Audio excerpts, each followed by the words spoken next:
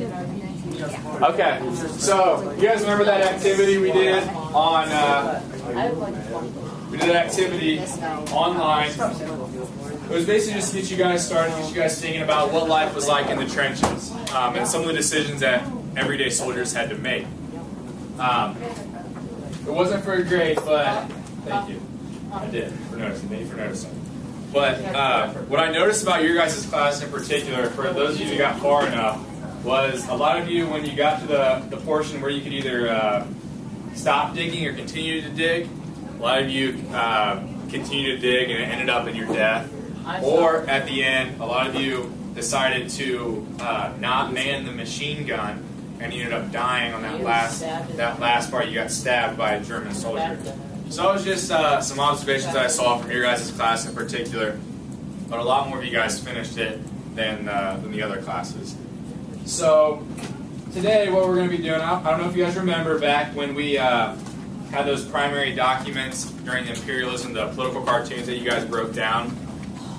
What you're doing today is you're going to be writing a letter from the trenches. And I have a compilation at your tables. There's a couple excerpts of letters from actual soldiers. And what I want you guys to do is, for the first couple minutes of class, I want you to break down a couple of the letters. I want you to figure out who wrote it, when it was written, where it was at.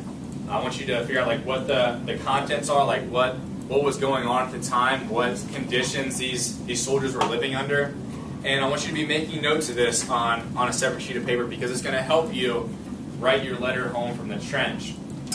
So I'm gonna read one to you guys that I think you could definitely use, and it's from Robert Graves. And this is what it says: "Rats came up from the canal, fed on the plentiful corpses, and multiplied exceedingly. While I stayed here with the Welch, a new officer joined the company, and, in token of welcome, was given a dugout containing a spring bed. When he turned in that night, he heard a scuffling, shone his torch on the bed, and found 2 rats on his blanket, tussling for the possession of a severed hand." So, what you guys are going to be doing today, like I said, you're going to read through these, break them down, figure out what they're all about, and get some ideas that are going to help you write your own authentic letter from the trenches. Just the directions that I have for you. I'm going to pass out the rubric for the letter. It's a 10-point letter. So, thank you.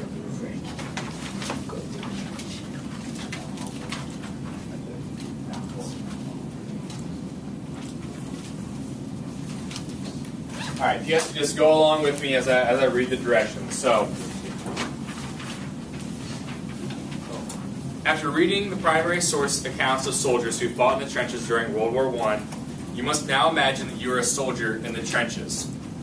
Write a letter home describing the conditions and the emotions you would feel being in that position. The things that you're going to have to incorporate to get full credit, you're going to have an accurate date on it. So you can use some of the dates on those letters. A lot of them started in like 1914, and we know that's when World War I started. So you're also going to have a detailed description of the conditions, and I want you to incorporate knowledge of events during World War I. So up on the board, what are some of these things that we've already talked about? Anybody tell me what these were?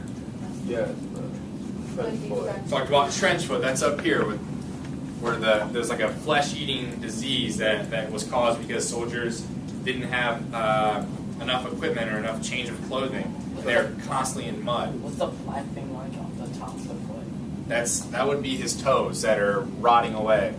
Why are they all This is how what the disease did to their feet. What were some of the weapons we talked about? The machine guns, poison gas, tanks, planes. Remember stamps? What was submarines? Exactly.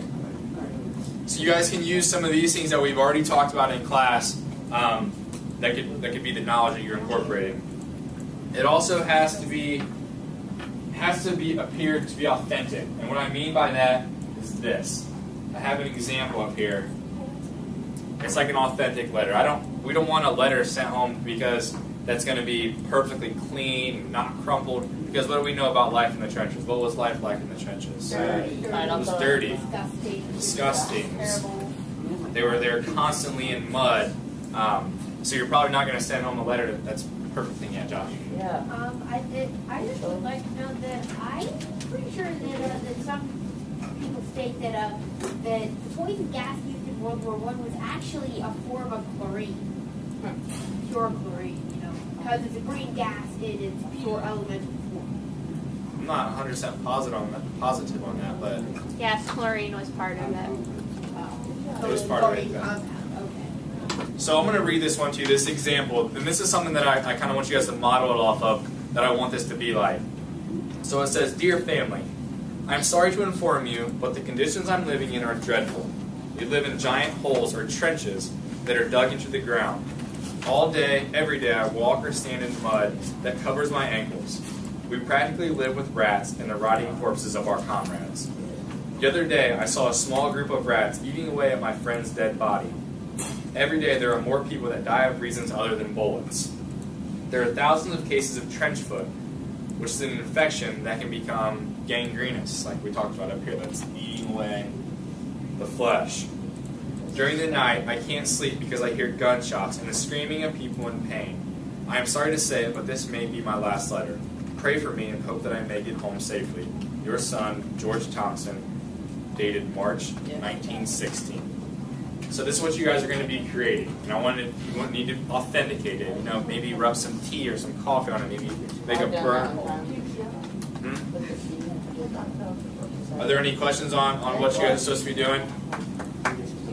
Couldn't we like type it and then like there's a certain thing that makes it look authentic and then we like merge parts? I was asking the other class. I asked them to make sure that it's handwritten. I mean, because it's from the trenches. They didn't have MacBook Pros. But there's They certain didn't. there's In certain 1914. there's certain fonts though that I know. I'm just asking that it's handwritten and authenticate it yourself. It is worth 10 points, and that's non-negotiable. So we're spending the first 10 minutes or so reading through the letters and pulling out some information that you can use. So if you want to underline or highlight, you may, but you're not allowed to take these letters home. They're for the next class as well. That's fine. Hey, we're the